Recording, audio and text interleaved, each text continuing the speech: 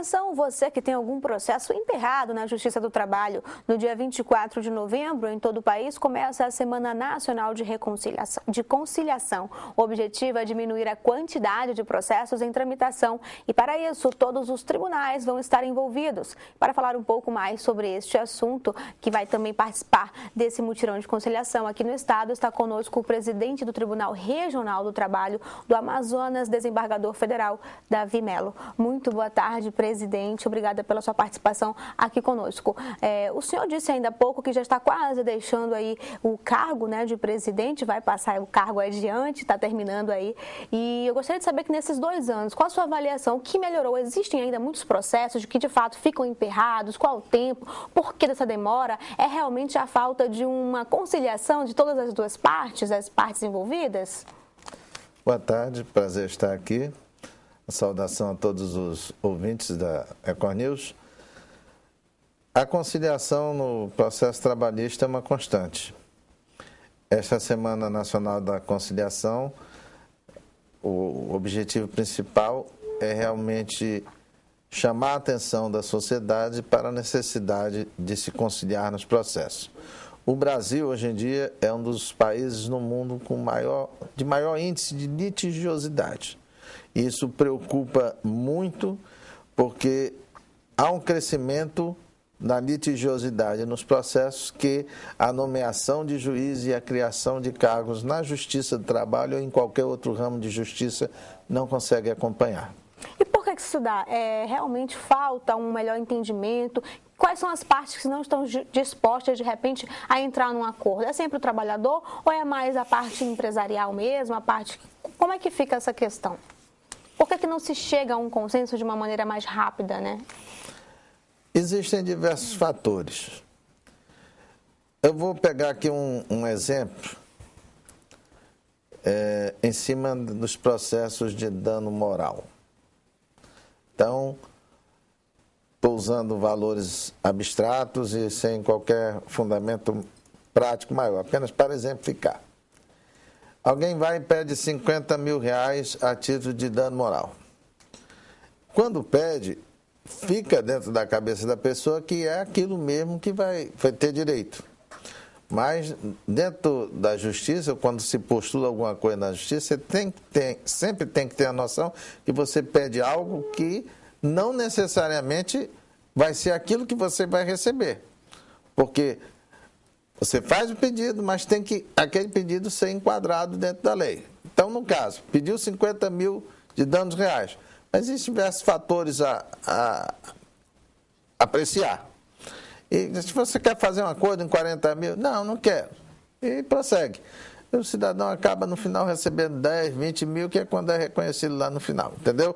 Então, isso é um dos fatores que realmente trava muito a questão da conciliação, sobretudo no dano moral. Só um exemplo.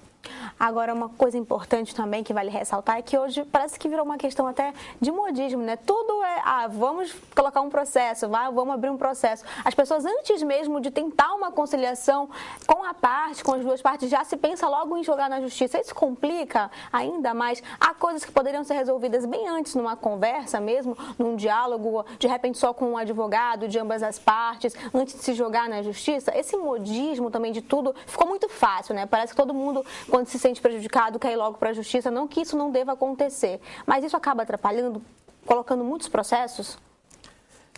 Esse modismo já é um pouco antigo. E não é bem um modismo, é o seguinte. A Constituição de 88 deu uma gama muito grande de direitos a todos os cidadãos brasileiros, tanto na área trabalhista como em outras áreas. Em virtude desses direitos, eles estão procurando a justiça porque normalmente os direitos não são reconhecidos no cotidiano. Tá? A grande, vamos dizer assim, qualidade dessa Semana Nacional da Conciliação é justamente uma propaganda, um incentivo a que as pessoas procurem mais a conciliação. E existem, tanto dentro do judiciário quanto fora do judiciário, instrumentos que estão sendo buscados justamente para evitar isso aí que você acabou de falar. Antes que se tente uma conversa ou alguma coisa, não, vou para a justiça. E às vezes os mecanismos prévios falham e o pessoal acaba indo para a justiça. Ano passado foram feitos 576 acordos envolvendo um montante de 3 milhões de reais. Este número pode ser superado esse ano? Sim, com certeza a expectativa é sempre essa. Há pouco tempo nós tivemos não me recordo exatamente o que, mas parece que também houve uma semana de conciliação no primeiro semestre e só a Caixa Econômica fez acordos em torno de mais de 40 milhões de reais nos processos dela. Que tipo de conciliação será feita? Somente aquelas que já viraram processos judiciais ou tem algum outro tipo? Dentro do Poder Judiciário, somente as processuais, só aquelas que já foram judicializadas. Aquelas que de repente já se tentou até um acordo e não conseguiu, pode voltar a ter esse acordo? Pode. Nessas oportunidades, os juízes muitas vezes aproveitam para puxar processos que estão em execução. São processos mais fáceis de serem conciliados. Sabe por quê? Porque os números já estão definidos. Certo? Quando você entra lá e pede 100, pode levar 80, 90, 50, na execução já está definido. Você pediu 100, levou 30, atualizou, chegou em 40. Então, aquilo é que você vai receber. Então, eu faço acordo em 30, eu faço acordo em 35, fica mais fácil de negociar antes do que aquele processo onde antes ainda não havia sido definido nem os direitos nem os valores. Entendido. E o que faz os processos demorarem tanto? O que acontece? É essa insatisfação de quem está pedindo de repente ali algo a mais, aquele determinado valor? Ou também parte dessa demora das empresas que são resistentes, não querem pagar? Como é que funciona? A primeira questão da demora dos processos é a própria legislação que estabelece uma série de recursos. E depois disso tem a intransigência de ambas as partes, a intransigência do empregador. Sempre pode ocorrer de estarem procurando, não estar se satisfazendo com determinado detalhe e buscando isso até o final. E eu vou só lhe dar um exemplo fatal. Eu tenho um processo antigo que foi sentenciado no tempo que eu era juiz substituto, fazem mais de 30 anos, e ainda está rolando até hoje. Grande intransigência das partes. Complicado, né? Eu mesmo já tentei várias vezes em conversas, porque desse processo eu não posso soltar, que a sentença foi minha, mas conversas, vamos fazer um acordo, eu estou contando milagre, mas não vou dizer o nome dos santos. Mais de 30 anos. E em relação às atividades no interior, como é que está o TRT no interior? Como que está atuando na sua gestão aí durante esses 2 anos? Existe planos de expansão para o interior do estado? Que a gente sabe que também os trabalhadores do interior têm muitos problemas e muitos acabam também nem chegando, né, a ter essa informação toda. Como vocês têm atuado nessas causas no interior? Nós temos 10 varas em 10 municípios do interior, não são em todos os municípios.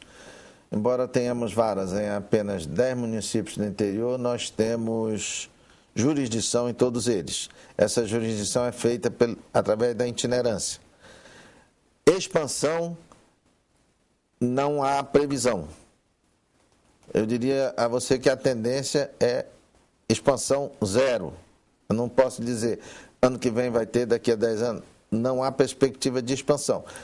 Em número de varas, tipo ter vara em Itacoatiara e ter uma em Silves, não há previsão. Só para dar um exemplo. Todavia, nós estamos crescendo bastante nas itinerâncias.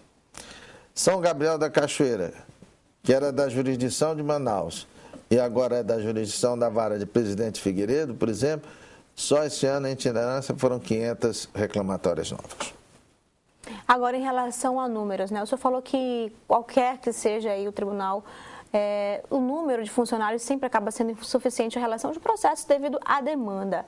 Hoje, em números do TRT, teria algum número específico que poderia funcionar melhor, que de repente iria desafogar? Tem esse número ideal ou não? Nós estamos sempre trabalhando no limite.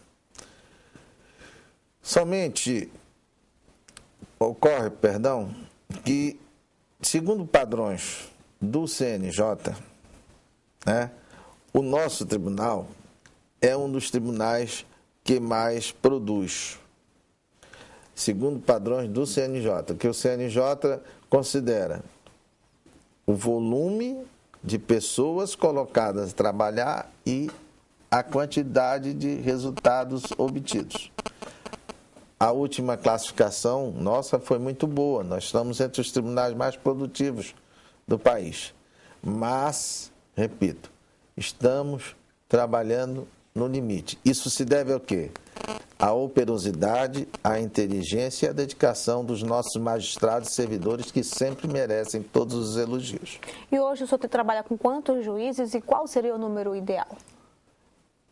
Nós temos 19 varas na capital do estado do Amazonas, 3 na capital do estado de Roraima, que também é nossa jurisdição, e temos 10 varas no interior. No total, 32 varas. Certamente, alguns municípios do nosso interior mereceriam ter varas.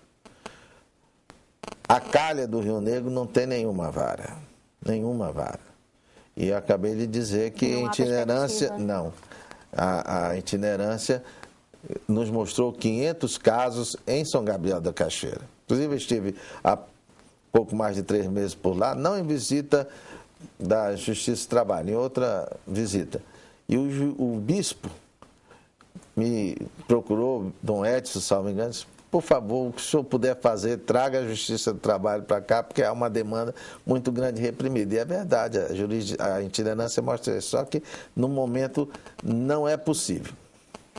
Eu gostaria então que o senhor falasse para quem está em casa nos assistindo sobre a respeito dessa conciliação, né? Qual essas pessoas que foram convocadas, porque houve uma convocação prévia, não houve? Ou quem tiver interesse pode estar indo lá, solicitando uma convocação dessa conciliação? E qual seria o pensamento ideal, né? Que a pessoa já chegue, de repente, com possível acordo, chegue aberto para receber uma proposta, para tentar aí, solucionar esses problemas para que não leve mais anos e anos na justiça. Olha, se você... ligou, ou alguém ligou para lá, um advogado, para fazer uma conciliação, isso já é um processo que tem pelo menos uns 90% de chance de ser conciliado, certo?